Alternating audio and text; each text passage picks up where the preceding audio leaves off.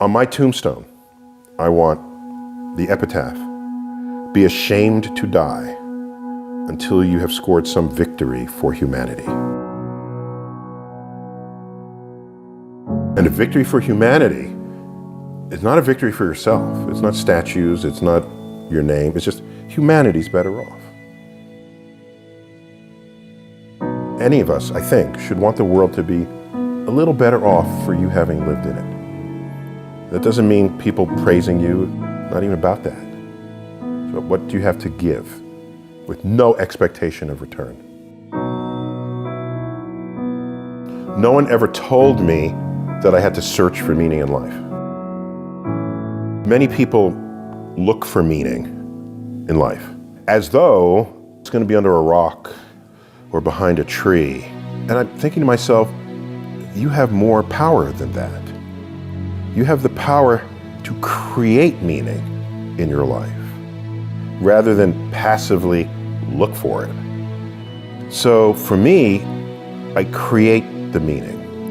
And meaning to me is, do I know more about the world today than I did yesterday?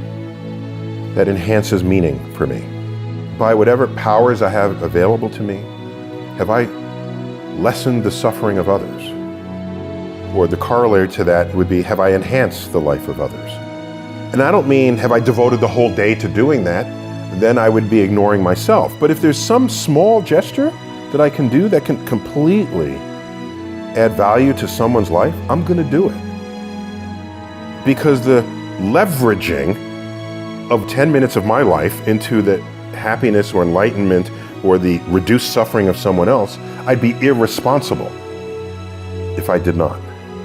What I do for the public is almost 80+% of it is driven by duty, not by ambition. What gives you the sense of duty? Because I can do something, and if I can do it better than others, and it's for a greater good in society, I would be irresponsible if I did not. What was it about your dad that impacted you so much that you still carry today? For me, at least, was what level of wisdom did he glean in his life and then successfully communicate to me, either by example or by just explicit statement. For example, in high school, he was in gym class and they were lining up and they were about to enter the next athletic unit, and it was track and field.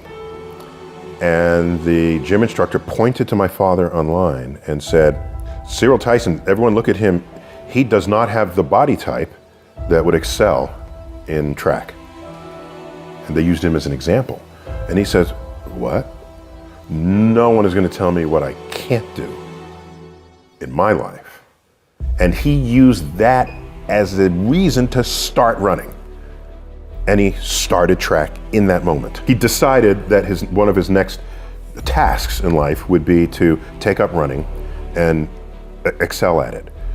Within a few years of that, he became world class. At one time, had the 5th fastest time in the world. In the middle distance, they don't run this anymore, 600-yard run. In 1948, the Olympics was not yet ready to come back to us because we're still roiling from the Second World War. Instead, it was still an Olympics. It was called the GI Olympics, and it was held in Hitler's stadium. So he competed in Hitler's stadium in the late 1940s, and just one of the great memories of his life. But the reason I'm saying all of that is they were competing against the New York Athletic Club. The New York Athletic Club at the time accepted only white Protestants. So there was another club called the Pioneer Club, which took everybody who was not accepted to the New York Athletic Club, which was basically blacks and Jews, is really what that came down to. And his best friend, Johnny Johnson, was coming around the back stretch, might have been the quarter mile, coming on the final straightaway. And a runner from the New York Athletic Club is a few paces behind him. And Johnny Johnson overhears that runner's coach say, "Catch that!" And he overheard this. So what did he say to himself? He said, "This is one he ain't gonna catch."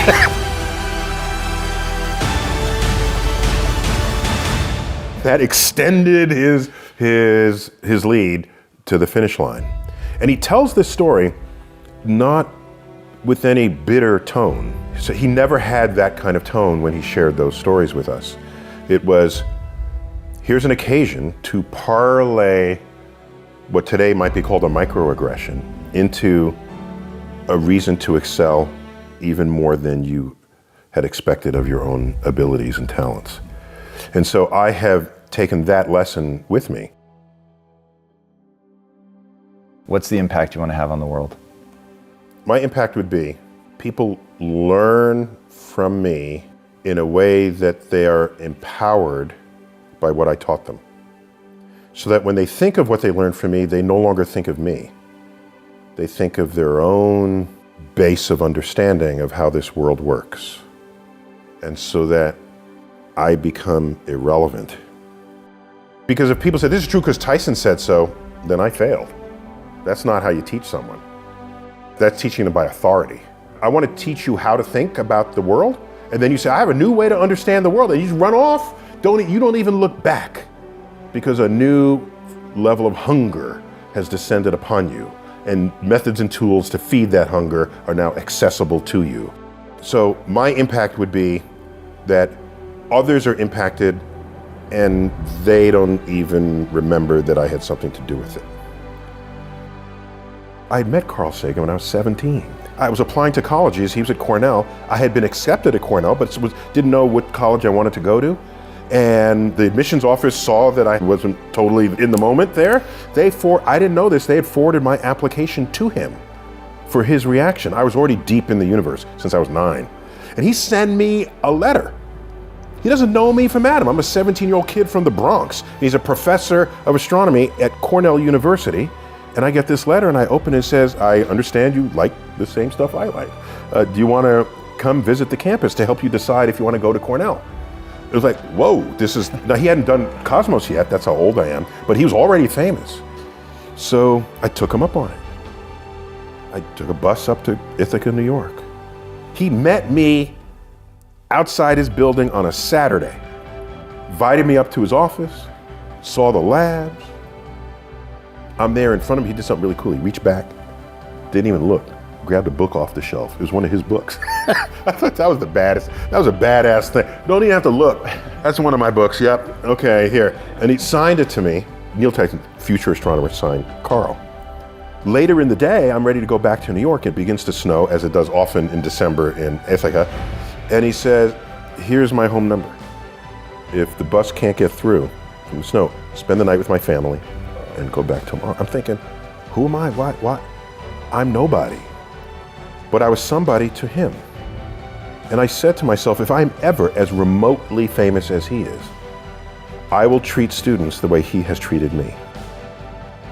If Einstein were here and we're talking with Einstein, we could talk to him for hours and hours and hours. You know what question will never come out of our mouths?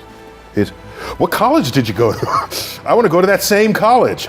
I bet most of your people who've sat in this chair, it's not about what college they went to. It's about their own initiative, their own drive, their own ambitions, their own curiosity. That is not taught in school, sadly. School, they view you as this empty vessel that they pour information in, and you test it over here, you get a high grade, you're praised. Is that who become the shakers and movers of the world? I don't think so. School should, as a minimum, preserve that curiosity for you. If you lost some of it, because it's not going to be in all of us, put it back in. So that when you graduate school, you can give literal meaning to the word commencement. Commencement means beginning. It doesn't mean ending. And so you leave school and you say to yourself, I now know how to learn. I now have a curiosity of all things I have yet to be exposed to. And I will now become a lifelong learner. Without that, you become ossified in whatever was the body of knowledge that existed the day you graduated. And you will lead a life always looking back at that time without continuing to grow who and what you can become in life. I think we should all get as high grades as you can. But if you don't get the highest grades possible, no one should be standing in judgment of that. if you have some other ambitions that have pathways that don't get encoded in the GPA that other people are referencing. When you Should approach be a that. topic that you don't know well, what is your actual process Thank to you. learn? Great question. I read things that take me to places where other people think. If I'm an educator, I want to know that. Because when you're speaking to me and I have some understanding of you, I can navigate your receptors for learning. I don't have to have you come to where I am. That's not right. I'm the educator, not you. You're the curious person. So I'm going to meet you on your territory. How do I create meaning in my life as I go forward? My first question of me wasn't, where do I find meaning? It was, how do I create meaning? And that started early teens. Did you help your kids with this? Is that something that you found a way to sort of educate on or pass down so that they would be asking a similar question instead of doing the sort of wander search thing? Yeah, I have an unorthodox approach to what we did with our kids. We discussed this, my wife and I wanted to make sure that however they were raised, that they retained the curiosity of childhood into adulthood. Okay, let's say there's a little toddler walking here, okay, crawling on the ground, it comes up and they start grabbing this. What's the first thing? They say, no, don't touch that. Okay, this was an experiment waiting to happen that you just squashed. This is a cup, it has water in it, okay? This is breakable. The kid doesn't know that. They want to experiment, so they'll grab it, it'll fall, it'll break, water will spill all over. That was an experiment you just prevented. They are experimenting with their environment. Everything is new to them. I saw a woman walking with her kid. The kid has galoshes on and a raincoat on, and they're coming down the walkway. And there's this big, juicy, muddy puddle right there. And I said, please let the kid jump in the puddle. You know the kid wants to jump in the puddle. The kid is like 3 or 4. You know the kid, and what does the mother do? She pulls the kid around to prevent that from happening. That's an experiment in cratering. That's what craters happen that way. You splash the water, there's mud, it's fun. You get to see the cause and effect of a force, downward force operating on a fluid. Gone. That was a bit of curiosity in that moment that was extinguished. So, with our kids, curiosity, provided it does not kill them, if it meant we had extra work in front of us, I would do that extra work. And I have pretty high confidence that they'll retain that curiosity through the turbulent middle school years into high school. And what is an adult scientist but a kid who's never lost the curiosity?